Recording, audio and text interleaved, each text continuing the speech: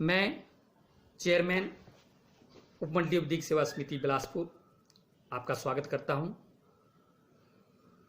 जैसा कि सर्वविदित है कि राज्य विधिक सेवा प्राधिकरण के आदेशानुसार समय समय पर स्कूलों में, कॉलेजों में, पंचायतों में जाकर अधिकारों व कर्तव्यों की जानकारी दी जाती रही है, लेकिन अब कोविड-19 के संक्रमण के चलते ये जानकारी डिजिटल मोड द्वारा दी जा रही है। इसी कड़ी में आज हम बात करेंगे मौलिक कर्तव्यों की। 26 नवंबर 1949 को भारतीय संविधान को स्वीकृत किया गया, जो कि 26 जनवरी 1950 को प्रभाव में लाया गया। भारत के मूल संविधान में मूल कर्तव्यों को शामिल नहीं किया गया था, जबकि मूल अधिकार इसमें शामिल थे। समय के साथ ये जरूरत महसूस की गई कि संविधान में मौलिक कर्तव्यों भी उल्लेखित होने चाहिए।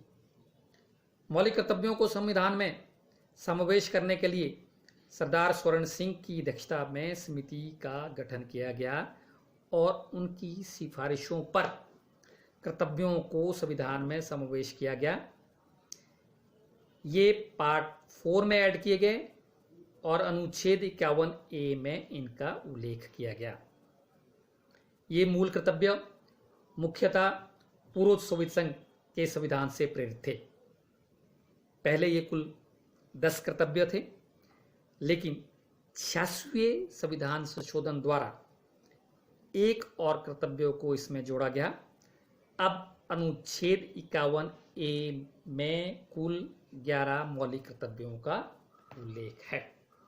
सबसे पहले हम सबका ये कर्तव्य है कि संविधान का पालन करें और उसके आदर्शों, संस्थानों, राष्ट्रध्वज और राष्ट्रगान का आदर करें।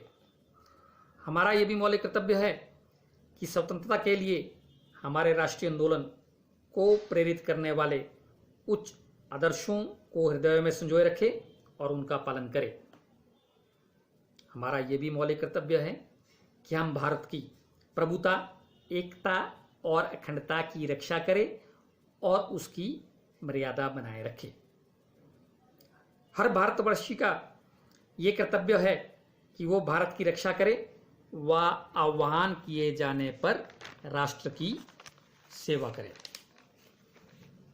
भारत के सभी लोगों में समरसता और समान भ्रातृत्व की भावना का निर्माण करें, जो धर्म, भाषा और प्रदेश या वर्ग पर आधारित सभी भेदभाव से परे हो। ऐसी प्रथाओं का त्याग करें जो स्त्रियों के सम्मान के विरुद्ध हो। हमारी सामाजिक संस्कृति की गौरवशाली परंपरा का महत्व समझे और उसका परिरक्षण करें। इसके साथ साथ ये भी मौलिक कर्तव्य है कि प्राकृतिक पर्यावरण की, जिसके अंतर्गत वन, झील, नदी और अन्य जीव है, रक्षा करे और उसका संवर्धन करे तथा प्राणी मात्र के लिए दया भाव रखे। वैज्ञानिक दृष्टिकोण, मानववाद और ज्ञानार्जन तथा सुधार की भावना का विकास करे। हमारा यह भी मौलिक कर्तव्य है कि हम सार्वजनिक संपत्ति को सुरक्षित रखें तथा हिंसा से दूर रहे। व्यक्तिगत व सामूहिक गतिविधियों के सभी क्षेत्र में उत्कर्ष की ओर बढ़ने का प्रयास करें, जिससे राष्ट्र निरंतर बढ़ते हुए प्रयत्न और उपलब्धियों की नई ऊंचाइयों को छू सके। माता पिता या संरक्षक अपने 6 वर्ष से 14 वर्ष तक की आयु वाले बच्चे या प्रतिपाल्य के लिए शिक्षा के अवसर प्रदान करें।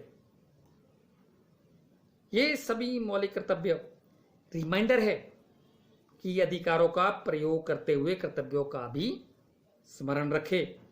ये मॉरल ऑब्लिगेशन है जो देशभक्ति को प्रेरित करते हैं।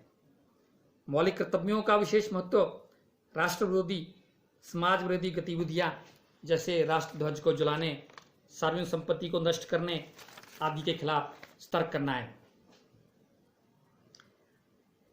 जैसा कि मैंने कहा है, हमारा मौलिक कर्तव्य है कि हम पर्यावरण की सुरक्षा करें, परंतु हमारा पर्यावरण दिन प्रतिदिन मानव निर्मित तकनीक तथा आधुनिक युग के आधुनिकीकरण के कारण नष्ट होता जा रहा है। इसलिए हम आज पर्यावरण प्रदूषण जैसी बड़ी समस्या का सामना कर रहे हैं। हम मौलिक कर्तव्यों का पालन करते हुए पर्यावरण की वास्तविकता को बनाए रखने के लिए एक कदम बढ़ा सकते हैं। आजकल ये भी देखा गया है कि लोग अपनी नाराजगी बताने के लिए सड़कों पर उतर जाते हैं और सार्वजनिक संपत्ति का नुकसान करते हैं।